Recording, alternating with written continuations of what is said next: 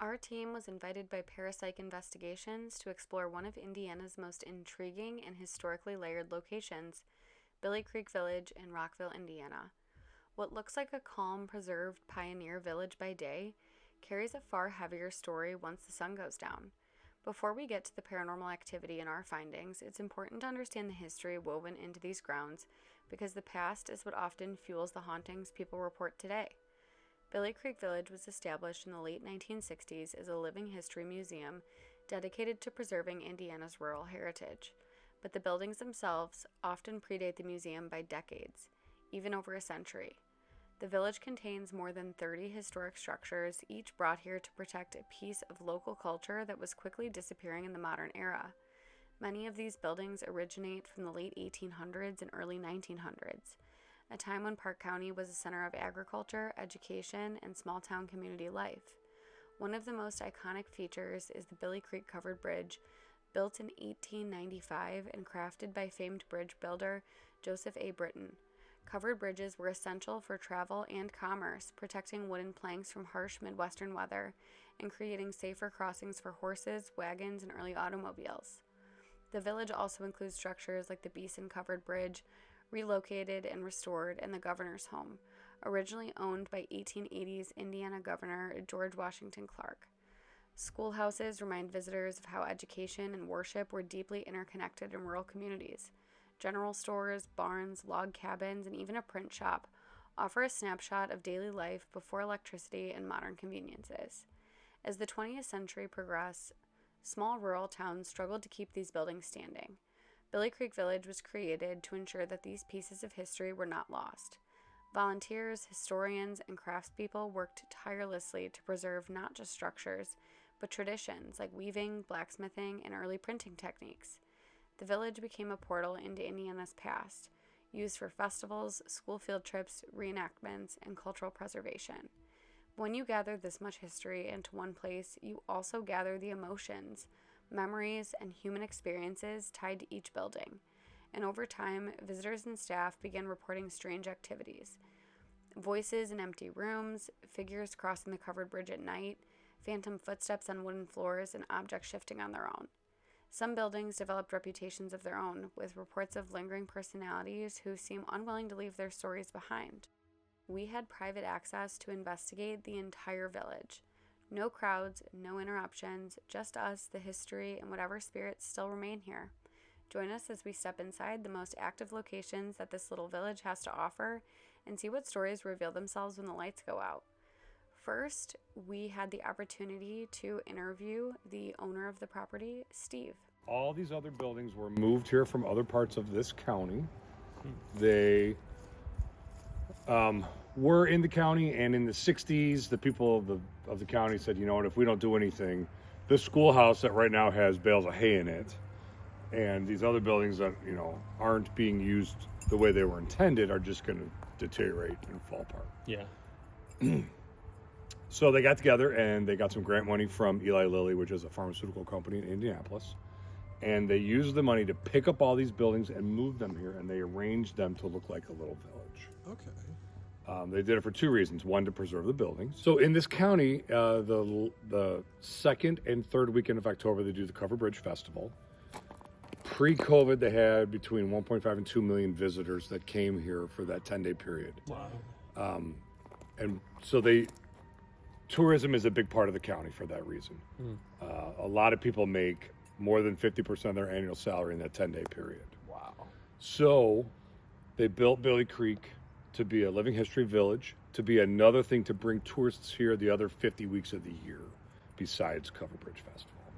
And then at Cover Bridge, where obviously it's a big draw too. Our first stop for the night was the Catholic Church, one of the most historically significant structures in Billie Creek Village. Its journey to this spot was not simple. When the Catholic congregation of St. Joseph's in Rockville made plans to build a new church, they offered their original structure to Billie Creek Village for preservation. For a while, though, it seemed that this piece of history might be lost forever. The funds needed to move the entire building just weren't available, and construction on the new church was waiting to begin. Billie Creek was running out of time. Then, in what many now refer to as a true 12th hour save, Mrs. Anton Holman of Terre Haute, Indiana, donated the full $10,000 required to relocate the building. Her contribution ensured that the church, along with all of its history, would survive. The church itself was originally built in 1886 and served the Rockville Catholic community for 85 years. Inside, it still holds many of its original features, including the vintage altar, communion rail, pews, an early nativity scene, and various preserved artifacts. It rests on a sandstone foundation, and although a later front entry addition was removed during restoration, the structure remains remarkably intact. The church once stood on East Ohio Street in Rockville, where the new St. Joseph's Church stands today. The layout is slightly different. The original church, both then and now in Billie Creek, faces west, while the new church was built facing north. Today we'll be stepping inside this preserved piece of Rockville's spiritual history to see whether the energy of more than 8 decades of worship still lingers within its walls.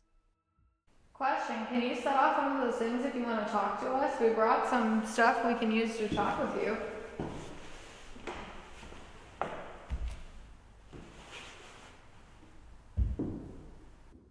Oh, spirit box. We've probably seen one of those before.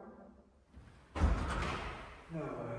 Oh my god, if there's no wind, look. Wait, you know what's funny? That door wasn't open. It was the one to next to it. The one that's closed now. And there's no wind. Look, there's the trees aren't moving. Yeah, there's no wind. There's no wind. It did. It's pretty heavy. It doesn't just open. No, those were like. Yeah, we got it. Yep.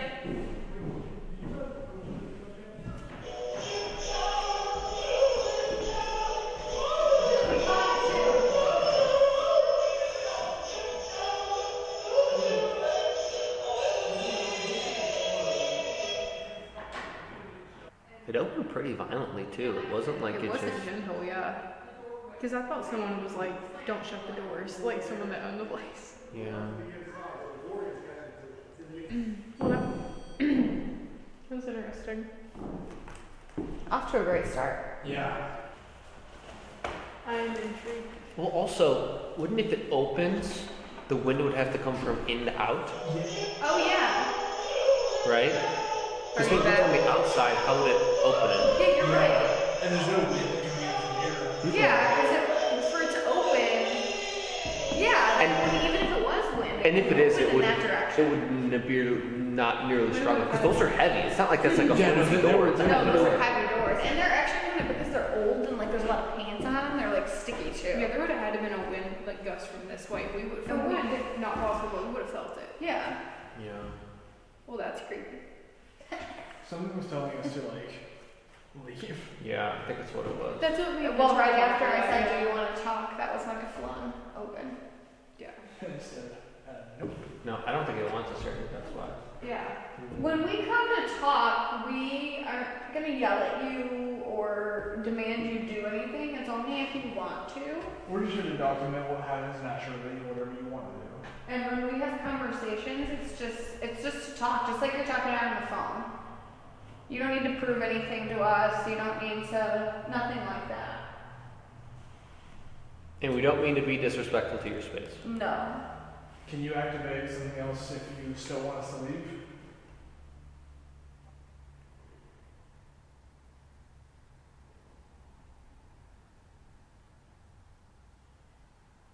No, we're good. Seems like it. Okay. Do you think that was a test? Because you know, like To see how we reacted. to see if we were like, oh. Yeah, and then we like run out because we're so scared. It was. It was a test. Okay. Okay, thank you. Well, I'm glad we It's passed. very clever. Yeah. That's smart. Okay. Well, good. Alright, so I think let's introduce ourselves. My name is Mitchell. I'm like, I'm Eric. Taylor. And I know we've been here for a little bit, but we just want to introduce ourselves and we want to see if we can have a conversation with you. Congratulations. Did we pass some sort of test? It seems like when you opened that door, some people would be scared. Was that you? Me. I got that Well, thank you for doing that. Do you spend a lot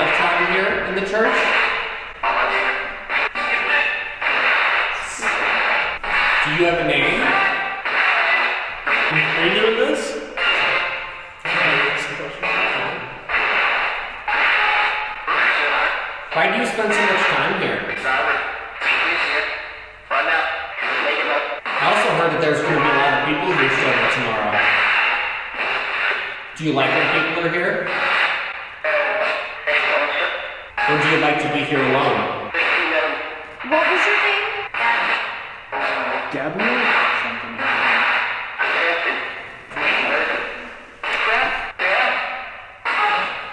Why are you angry? You don't mean any disrespect. How long have you been here for? 70? Were you a part of this church before it was moved? Thank you.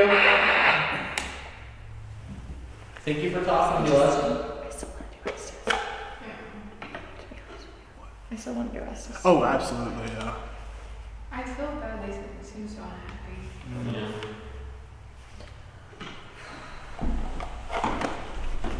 No, it got cold. Like, it's warm. It got really cold. Yeah, I'm like, And the door is closed. We shouldn't be getting Yeah. cold. I Well, thought it the was sun's just starting me. to go down.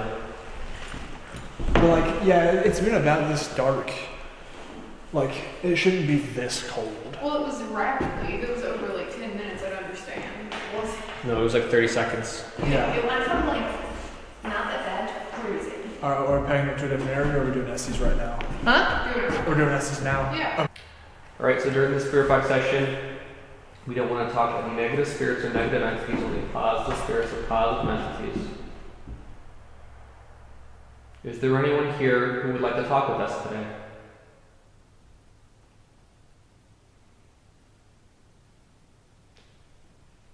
Does it get like super quiet randomly sometimes for you guys? You know what I'm talking about? Yesterday, was long, but better without you. Oh. Why was yesterday long? Were there people here yesterday?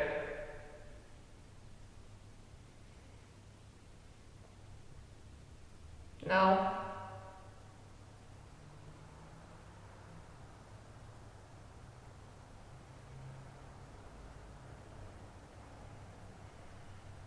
Were you the same person we were just talking to on the other device?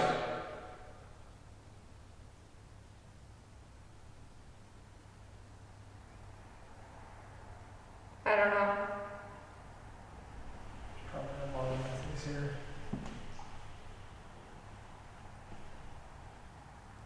Were you the one who opened the door earlier?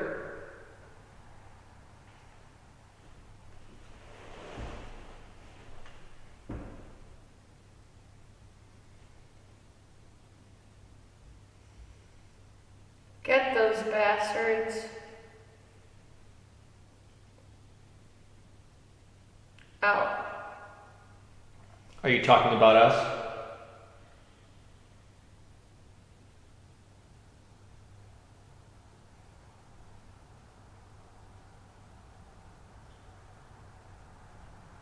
Why do you want us to leave so bad?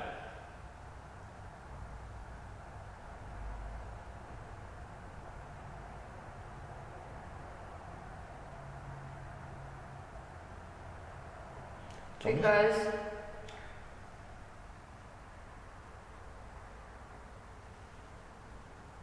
you're all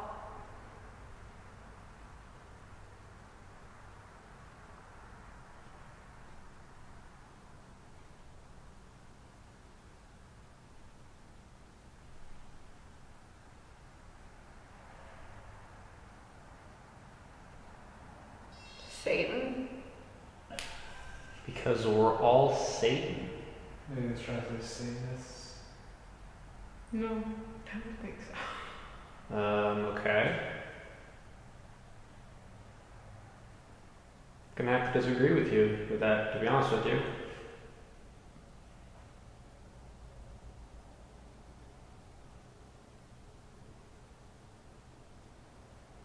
Were you a part of this church before it was moved?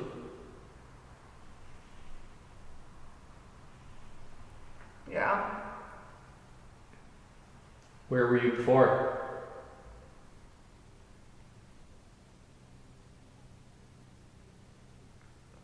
Angry. Yeah.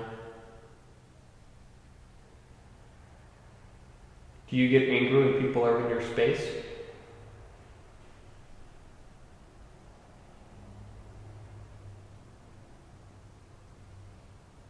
Your area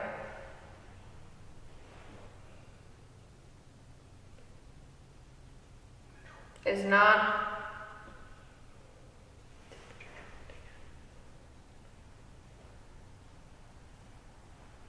church. Your area is not church. Oh, are you mad because this is not where the church is supposed to be?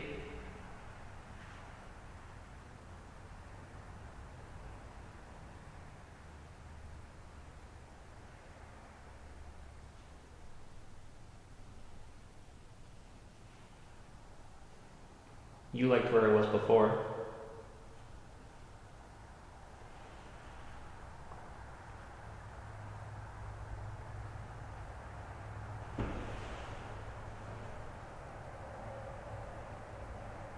You're not bright.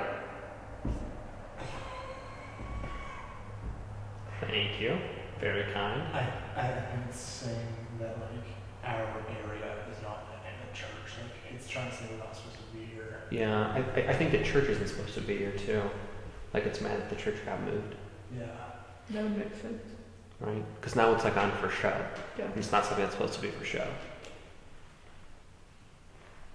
Did you work in this church?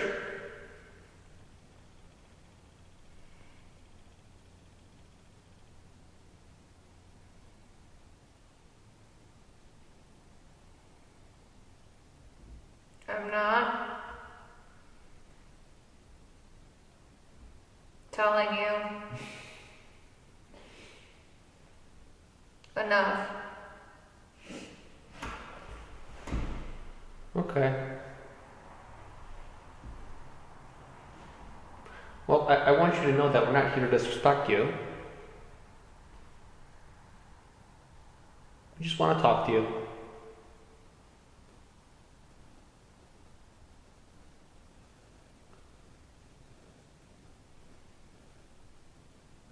Kid.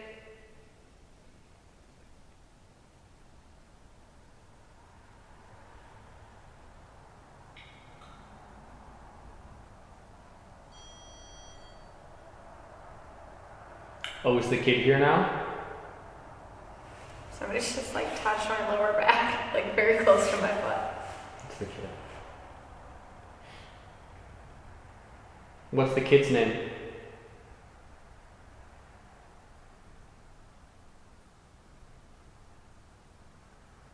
You're the kid. Oh, I'm the kid. You're a kid. I didn't realize I was a kid. It's probably an older like. Wow. Oh, we have a sense of humor now, don't we? You're not bright. You're a kid. You're Satan.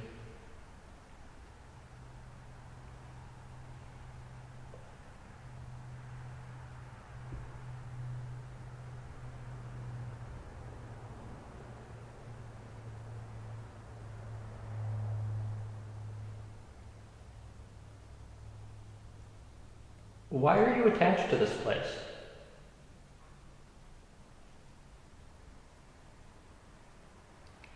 Five. 4.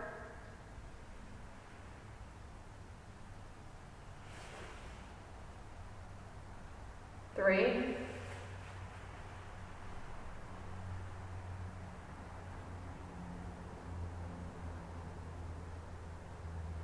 2.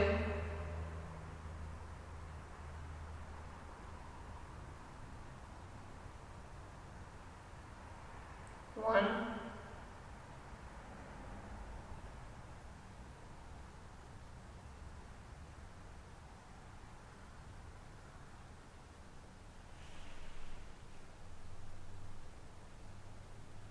Time to go.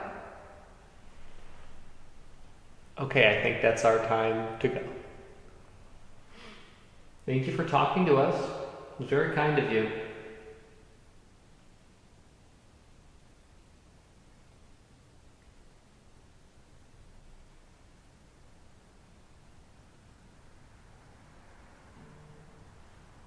I think he's gone.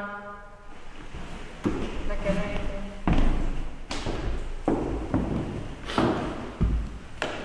You called the punches that time. I had never heard a countdown. That was crazy. That was insane. Did you expect that door to just break? I expected like Full poltergeist, like house just crumbles. No. I 100%. I was like, I'm gonna be knocked to the floor. Like, what's I happening? was like, Taylor's gonna be like crouched on the altar. Yeah, hey guys, this has been fun. Let's go. The next stop on our investigation carried us to the Civil War farmhouse, a structure rooted so deeply in American history, it seems to exhale the stories of the families who lived within its walls. The property owner told us that this has the most reported activity in Billie Creek Village, and many of the employees actually refuse to stay here after dark. The Stokes family legacy begins with Berryman Stokes, born in Virginia on September 1st, 1764. He was the sixth son in his family and one of the only two brothers to survive the Revolutionary War. Berryman married Elizabeth Parson in 1789, and together they raised 9 children.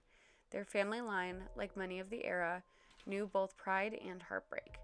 2 of their grandsons lost their lives in the Civil War, and another returned home discharged with a disability. Their third son, William Stokes, married Susanna on December 2nd, 1819. William's early life was marked by danger and frontier uncertainty. He traveled under the protection of Daniel Boone while living in the western region of the Virginia Territory, land that would later become Kentucky in 1792. When tensions with native tribes decreased, William finally settled near Richmond in Madison County and began shaping the foundation of the family's future. The builder of the farmhouse we explore today was William and Susanna's first son, Evan Stokes, born August 9, 1820 in Madison County, Kentucky. At the age of 16, Evan moved with his parents to Putnam County, Indiana, where he would later marry Sarah J. Burton on November 19, 1846. The couple raised 10 children in this very home, 5 girls and 5 boys, though only 2 of the boys and all 5 girls survived. The house soon became known as a preacher's stopping place, as Evan served as an official in the Methodist Episcopal Church. Remarkably, he kept an unbroken record of district church conferences from 1833 until 1903, just a year before his death. The farmhouse itself stood on a quarter section of land in Union Township, Park County. The property originated from a land grant signed by President James Monroe, the 5th President of the United States. Though the exact construction date is unknown, the home was built during the Civil War era, its walls steeped in the tension and uncertainty of the time. In 1975, long after its final chapter as a family home had closed, the house was moved to Billie Creek Village. Today, as we explore its creaking floors and shadowed edges, we walk through layers of American memory carried forward by the lives that once inhabited these rooms.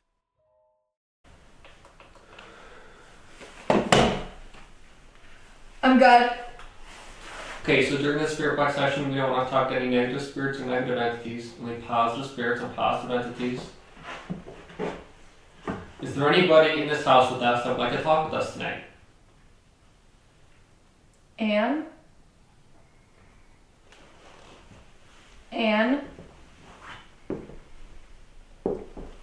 Okay. Okay, great.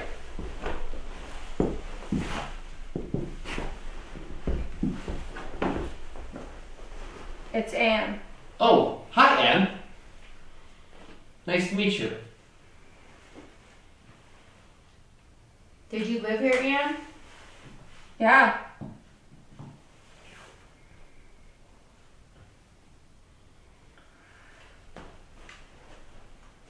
My son? 2. What was your son's name?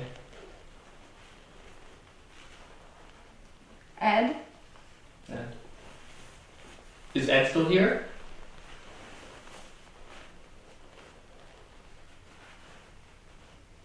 Was a massacre?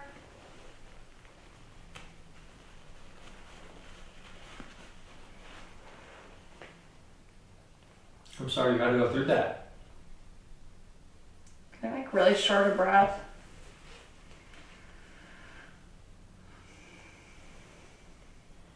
Do you spend time in the town as well, or just here?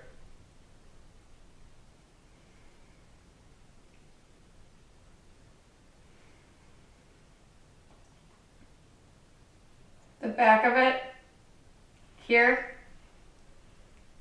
Gotcha.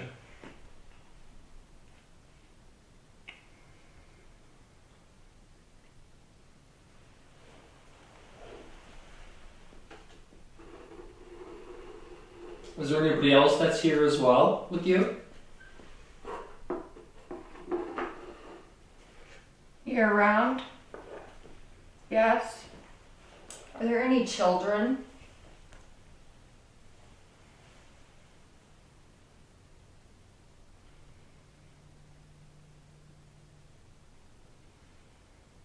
Yes.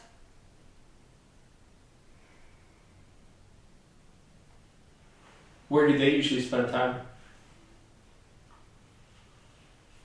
Help me out. Oh, that's nice. What do they help you with?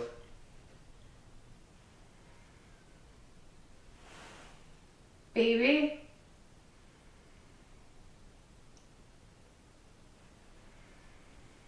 Is that your son? That's right. Gotcha. So you take care of your son here too? Got it. Do you like when other people spend time here? Yeah. Oh, that's great. We just wanted to come talk with you. We want to be respectful of your space.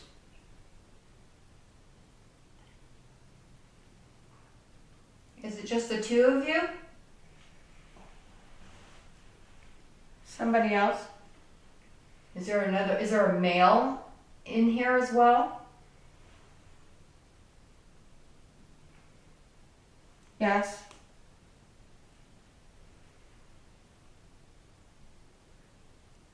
What's his name?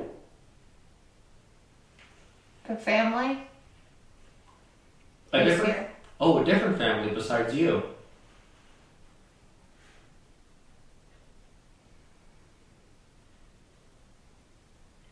How many people are here with you? What's your name? Oh, my name is Mitchell.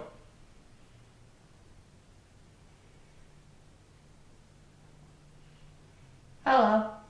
Hi, Anne. It's nice to talk to you. And you. We spent some time in the town earlier. We were in the church, in the schoolhouse. We talked to someone in the church. He seemed like kind of an older gentleman.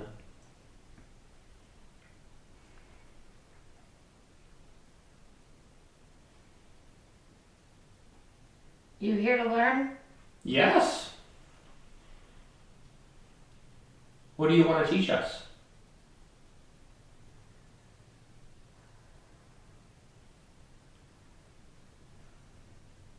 I need a bottle. A bottle of what?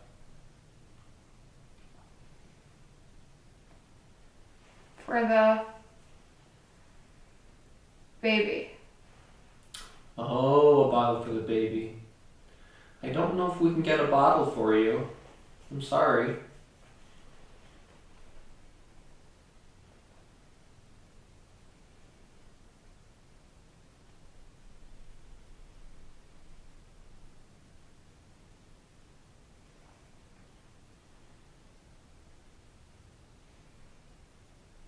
Is there anything else that you would like? No. Okay. I'm sorry we can't help you with that. And how old is Ed?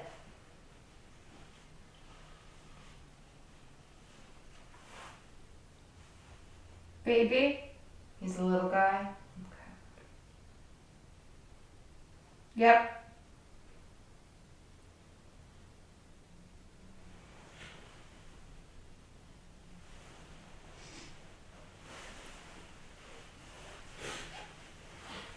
Are you able to see us?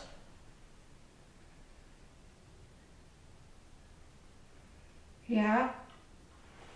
Well, you want to hear something crazy? We can't see you.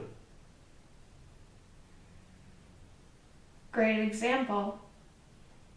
A great example of what? What I thought was going on. Yeah, and you're right.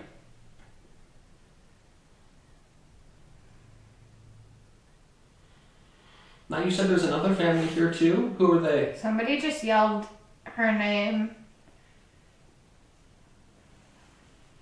Like, I heard Anne, but it was like forceful and loud, and it wasn't her. And is everything okay?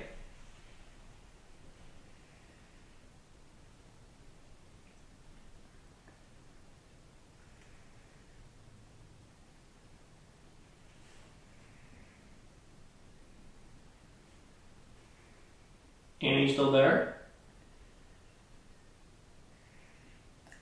I'm not getting anything. Like, I think she's gone. Anne, are you still there? Or is there someone else now?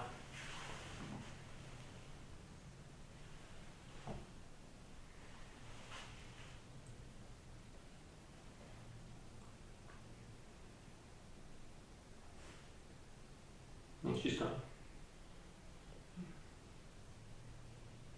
Eric, you want to go tap her?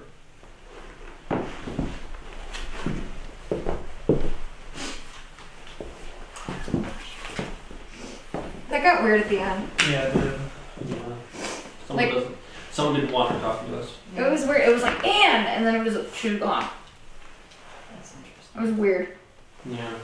It was like forceful too. Like it didn't sound super nice. It's Yeah. giving John.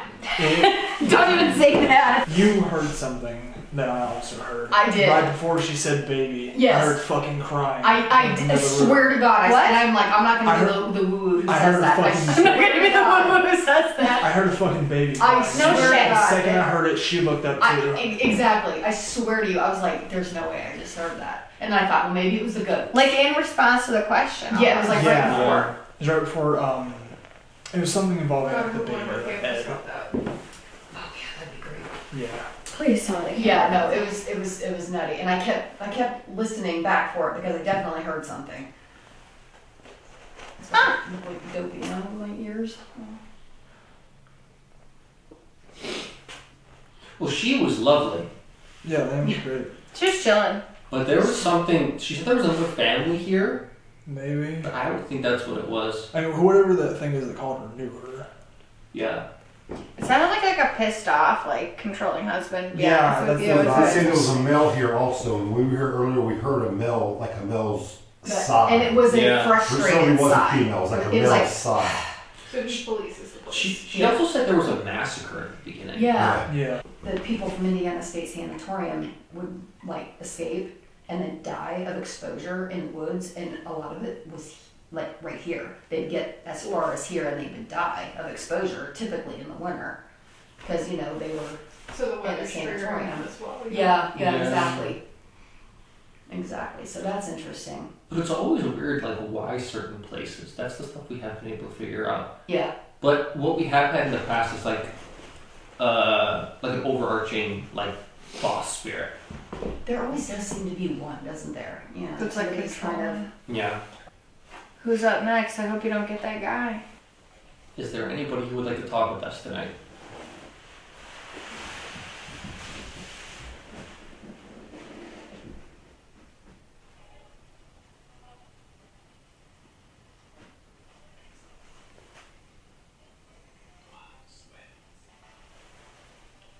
Maybe we can talk to Anne, who we talked to before, Or anybody else? or anybody else who wants to talk.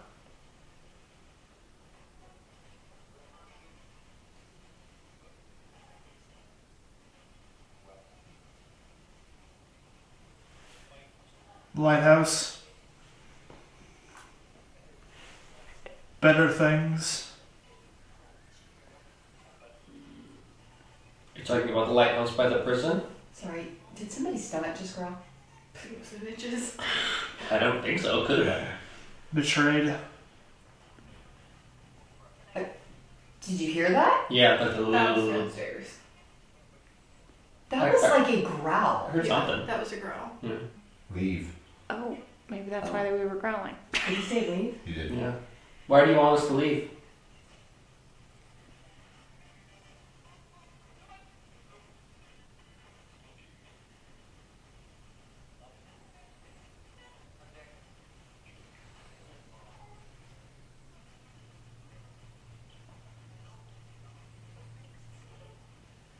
Are you growling at us?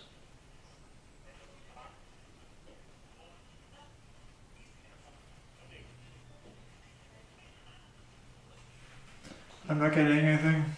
I heard that too. Did you hear it? I heard that too. That's why he's not getting anything. What did you hear? Can You have a you? knock over here. Yeah. Can you? I heard you over there. Can you step closer to Eric so he can hear you a little bit better? Maybe talk a little bit louder for him.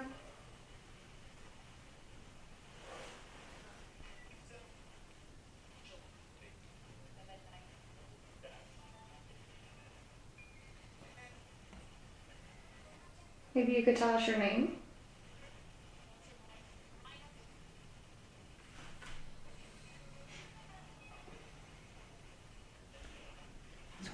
It's dead because he usually gets a lot.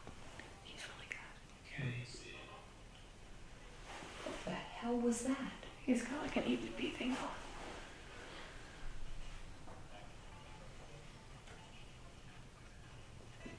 Something's Ed, Oh, there's the name. Hi, Ed.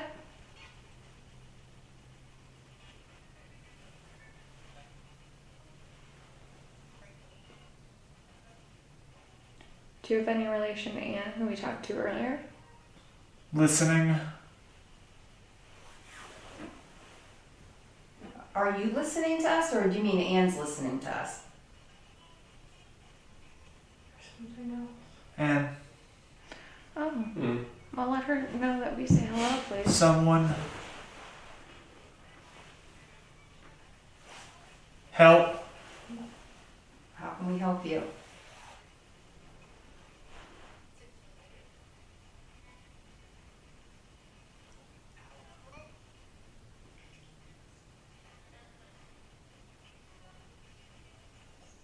What can we help with?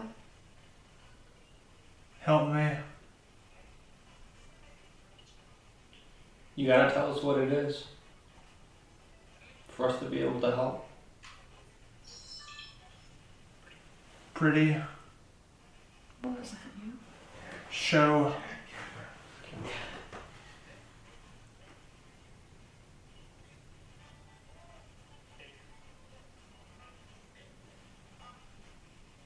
Do you know who was growling at us?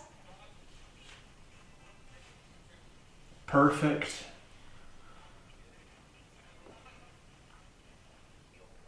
Kill. Okay, Alright. that escalated. Closed. Guess we should have asked about the growl. It's our fault I leave.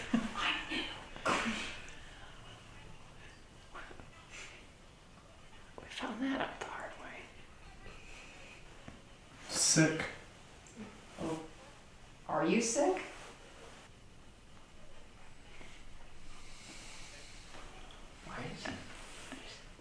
What's it? Wait, hold Is on. he alright? Hold on. What is this? Hold this line. Where you heading? Yeah, get him up. Look at him up. No, hold on. Leave him. Get him. Get him. Take him up. Is that okay? Is that okay? Take it out.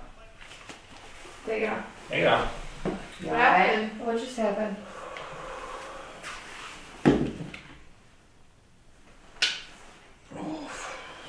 Okay.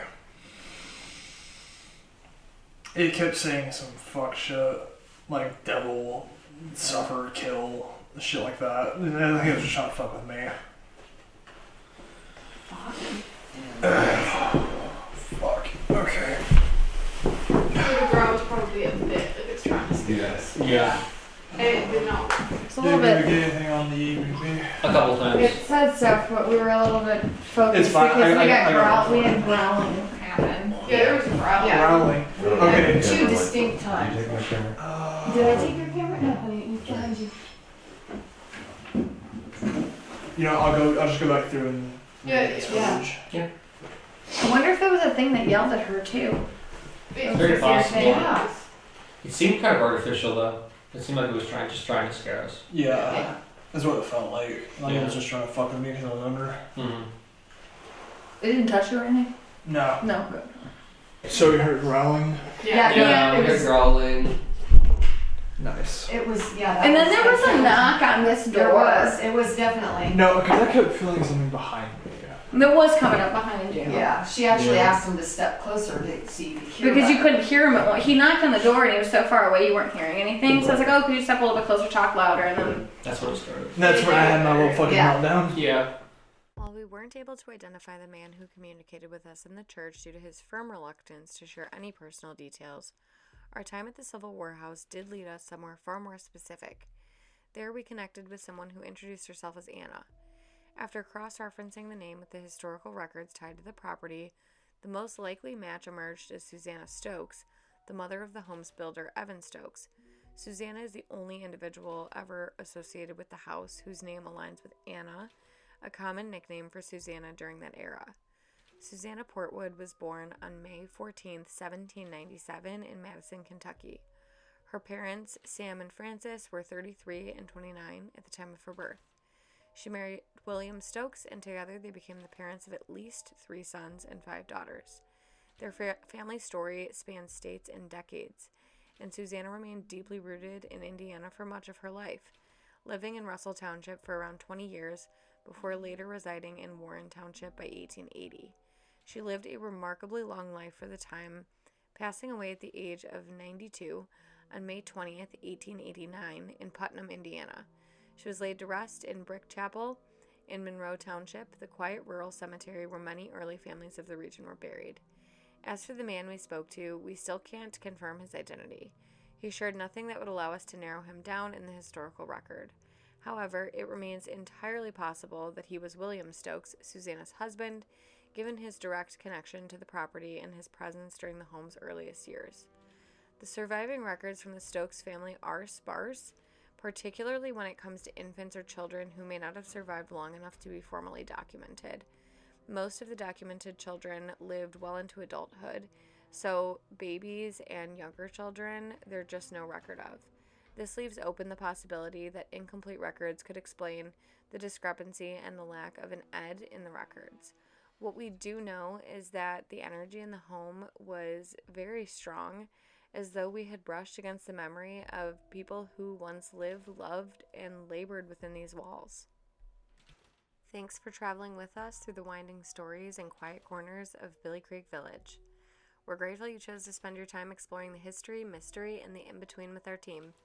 Your curiosity and support keep these journeys alive, and we cannot wait to bring you along for the next one. Thank you for watching and for being a part of the adventure with us.